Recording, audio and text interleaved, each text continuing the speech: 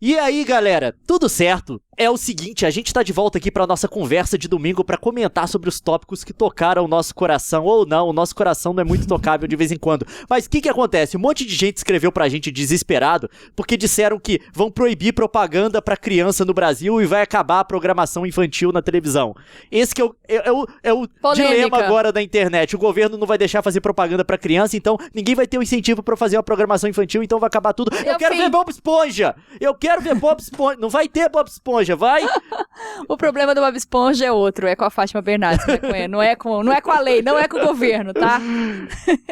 Houve uma resolução, é um conselho que é dado por um órgão do governo, dizendo que, é bom a gente evitar fazer propaganda para as crianças. Mas isso não é lei, isso não tem peso de lei, isso não pode simplesmente bloquear. Claro que a indústria vai dar ouvidos e vai considerar, porque é um órgão importante, direito da criança e adolescente. Por trás dessa resolução tem um movimento de mães e pais desesperados porque os filhinhos ficam vendo propaganda e pedindo presente, vendo propaganda, pedindo brinquedo. Então tem uma galera por trás disso. Exato, a questão é, existe uma recomendação, até onde a gente sabe não tem nenhuma lei aprovada nesse sentido. Mas tem uma lei tramitando. Que é então uma lei de 2001, ser. que tá lá no Congresso. E o que acontece? Só que essa lei mudou. No início ela proibia simplesmente a publicidade. Só que houve uma resistência, claro, por parte da indústria. Vocês acham que as agências de publicidade, as fábricas de brinquedo vão simplesmente a Rede Globo. Não, a Rede Globo não teve a programação infantil que se lasca. Eles preferiram a Fátima. Você acha que eles vão ficar vendo isso de braço cruzado? Nickelodeon, Cartoon Não, Network. gente, eles agem também. Enfim, existiu uma resistência e houve uma mudança no texto de lei. Fizeram um substitutivo para esse texto de lei, não proibindo a publicidade no grosso.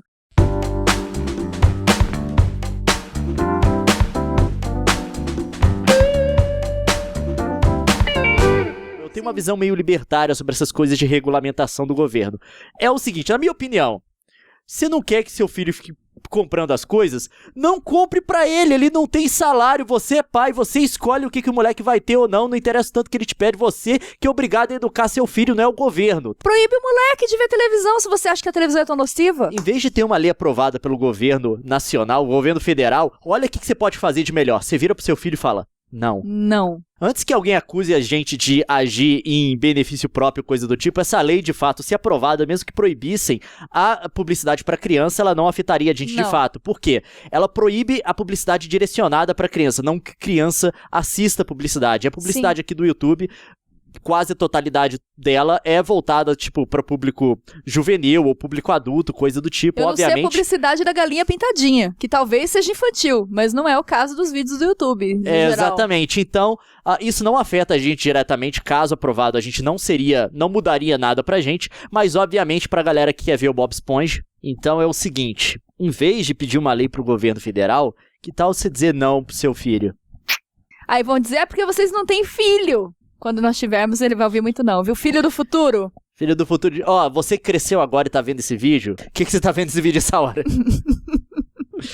Você não tem nenhuma história boa de brinquedo que você queria comprar? Com a minha mãe era sempre assim, eu via um brinquedo novo e falava, mãe, eu quero. Aí ela virava assim, tudo bem, você vai ganhar no Natal, então. Aí até o Natal eu já tinha esquecido. Minha mãe era assim também. Todo brinquedo era assim, no Natal eu te dou, no Natal eu te dou. Todo brinquedo que eu pedi, no Natal. Você me dá... Aí, depois de um tempo, eu até parei de pedir o brinquedo. Só virava assim, mãe, me dá do Natal. O meu pai era mais estranho, ele dava os presentes que ele queria ter quando ele era pequeno, ele não pôde.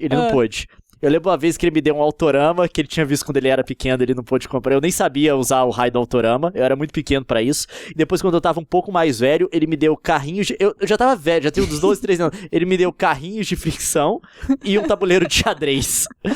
Pai, eu quero videogame, pai! Sério, esse foi o Natal, a maior frustração da minha vida. Eu lembro, foram 3 carrinhos e você puxava pra trás e... ele ficou brincando de carrinho. Corda, não era fricção, era de corda. Ele ficou brincando com o carrinho. Não, ele achou o máximo o carrinho, porque o carrinho eram uns chipzinhos, coisas do tipo, mas eu já tava velho demais pra carrinho e eu tava novo demais pra xadrez. Tá?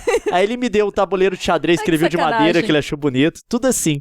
Ele me contou uma vez que o pai dele deu pra ele e pro irmão dele um ferrorama de presente, quando eles eram pequenos. Foi o melhor presente que ele ganhou na vida, foi um ferrorama. Ele achou sensacional, chamou a molecada do bairro pra ver, era uma coisa que ninguém nunca tinha visto na época dele.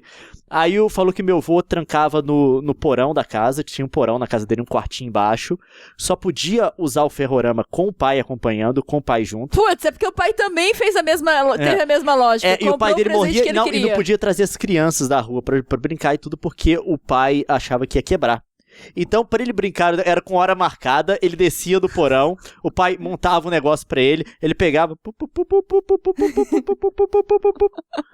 Tá, vambora agora. Aí subia, aí desmontava e subia de volta. Os pais compravam pra eles. Isso é verdade. Ele falou que o pai dele descia pra brincar sozinho com o ferrorama.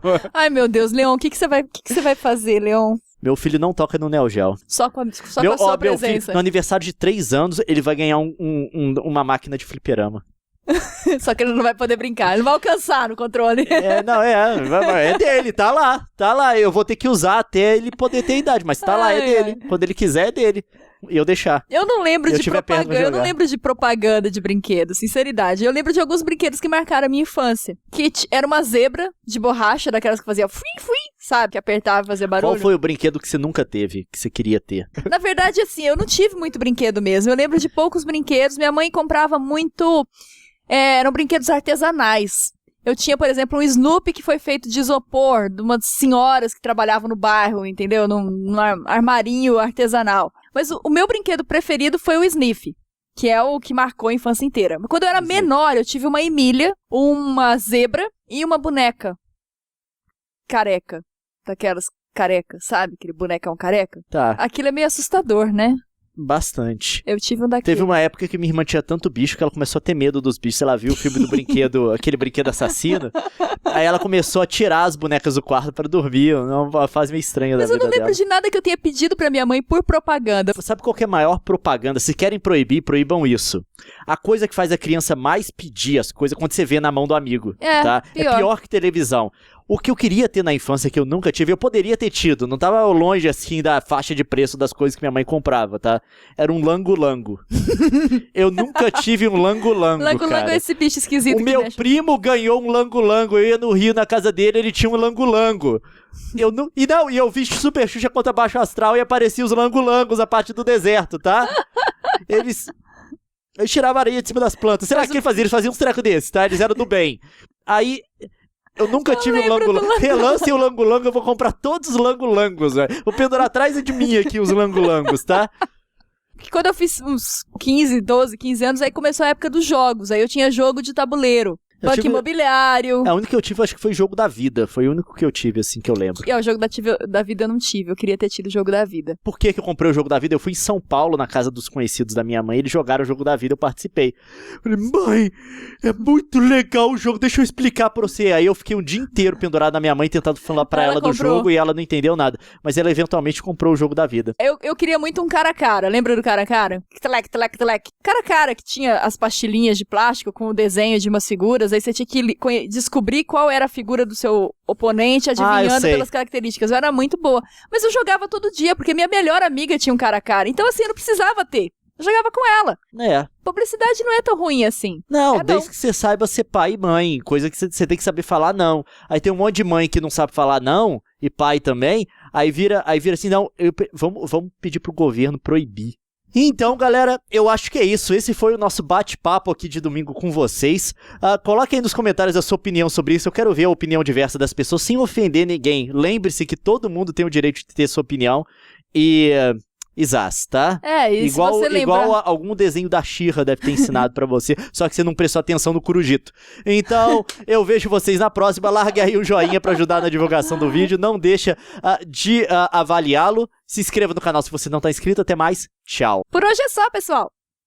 E no desenho de hoje, a gente aprendeu o arqueiro, a cintilante, tá?